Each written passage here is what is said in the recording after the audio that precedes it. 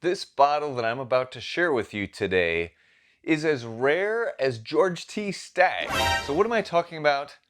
Well, I'm all about introducing you guys to small craft distilleries that have amazing bourbon that you should know about. So here's one today, and it's going to knock your socks off. It's going to knock my socks off. Socks are going to be knocked off left and right. Let's get to it. The time has come for me to do a review of this bottle of Dettling bourbon. Yes, I finally was able to procure a backup bottle, which is not the same. There are two single barrels, so they're two different bottles. But at least I have a backup, so now I can comfortably open this and enjoy it. Because it is so rare, only 50 to 60 barrels are sold a year. Yes, extremely rare. It is made by Big Escambia Spirits down in Atmore, Alabama, and it comes from the family Dettling. FX Dettling was originally founded in Switzerland in 1867. Thus, on their label, they have 1867. And they produced whiskey for over 150 years. And then Big Escambia licensed the trademark and started producing whiskey in Alabama. And it is Seth Dettling who is running the distillery down there. He's obviously part of the Dettling family. So this company was founded in 2014.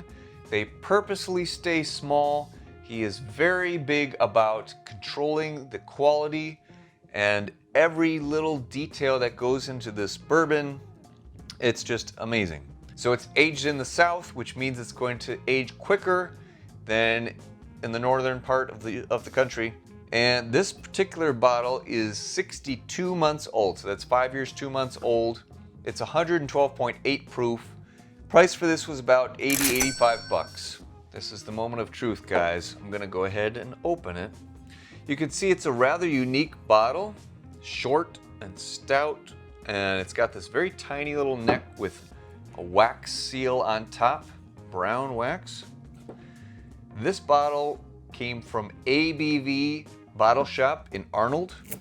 They specialize in single barrel and small craft distilleries, so I'm happy to support them, and I'm super glad that they were able to bring Dettling to Missouri. Oh my gosh. I won't bore you guys with all the footage, but it literally just took me like 3 minutes to get all the wax away from this cork. Ah, okay. Wow, that is a very unique stopper. I don't even know what that's made of. It's not natural, something synthetic, but very interesting. I got to try this whiskey at the store before I bought it, so I do know what it tastes like. I've been saving it because I know how delicious it is. Who knows when I'm gonna get another one. Thankfully, I found a backup, but it's already a different bottle, so it's not even the same thing. Anyways, you guys deserve to know the truth, and that's what I'm here for. Am I a hero? Yes. Right away. Color. Beautiful. Gorgeous. Dark, oily, rich looking. Amazing. While I let that open up, like I said, Seth Dettling is very detail oriented about this bourbon. He uses non-GMO corn. He says that these are 6 grain. So corn, rye, oat, and 3 different malts as well. Very light on the malt. He talks about that being kind of the spice or the flavoring, the cilantro to your burrito. You don't want that to be the star of the show, but a little bit tastes great. And you people who have the soapy cilantro gene, there's no hope for you.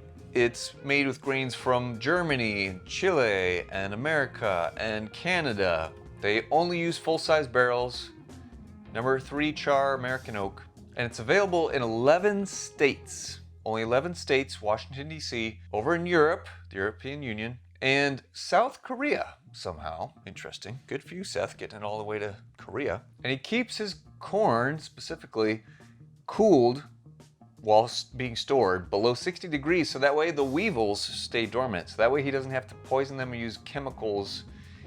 I like this guy. He's very naturally minded in terms of the whole process, trying to keep things as pure as possible. Uses water from the the property.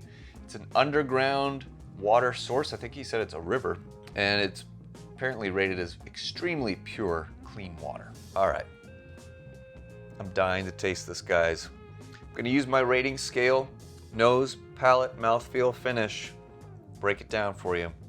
Again, the color is just beautiful, beautiful, beautiful. And this nose is luscious.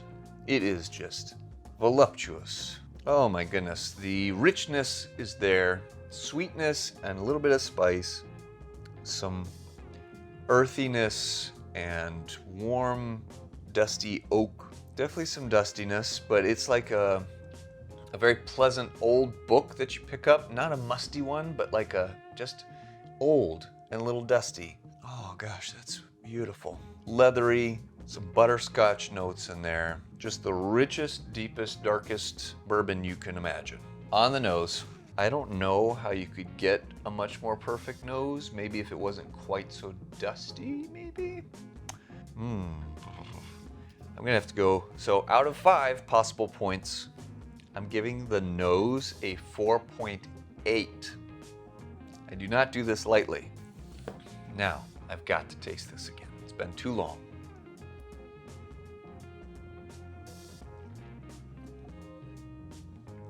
It's rich, it's sweet. It's got some grain notes to it. It's got like cotton candy bubblegum notes coming through. It's so complex, you just kind of gotta let it open on your palate.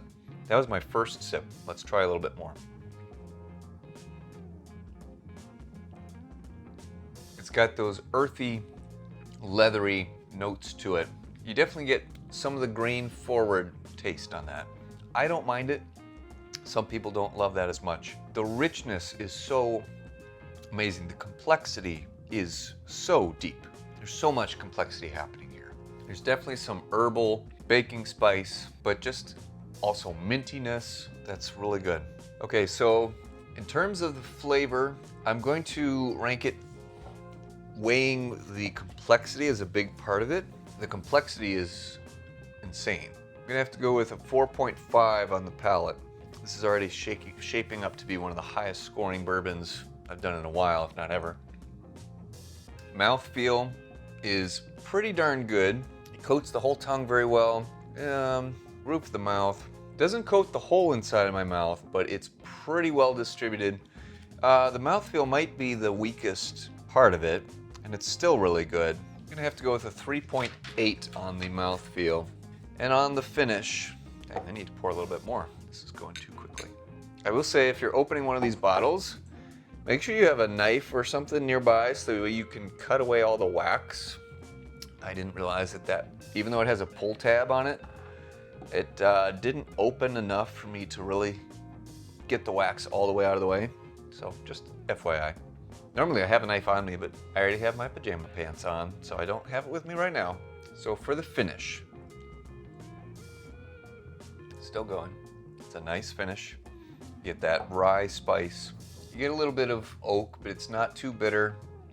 It's not too sweet either. It's kind of neutral. I don't know. It's rather pleasant. Get some nuttiness in there. So the finish is medium long. I'm gonna give it 4.2. So that brings me to a grand total of 17.3 points out of 20. Very good. That is a very high scoring bourbon. Very, very nice. So if you're a rye lover, you're gonna like this bourbon because it's got a lot of the rye notes in there. The graininess that I get, it's rye. It's very much rye. I honestly don't know what oatmeal tastes like in whiskey form, so I'm not sure what that brings to the table, but it's rich, it's complex, it's tasty. For 85 bucks, if you ever have the opportunity to get one, you absolutely should. Have you ever gotten to try Dettling? And what were your thoughts? Have you even heard of it? Thanks for watching. Make sure you like this video, subscribe to the channel, and until next time, cheers.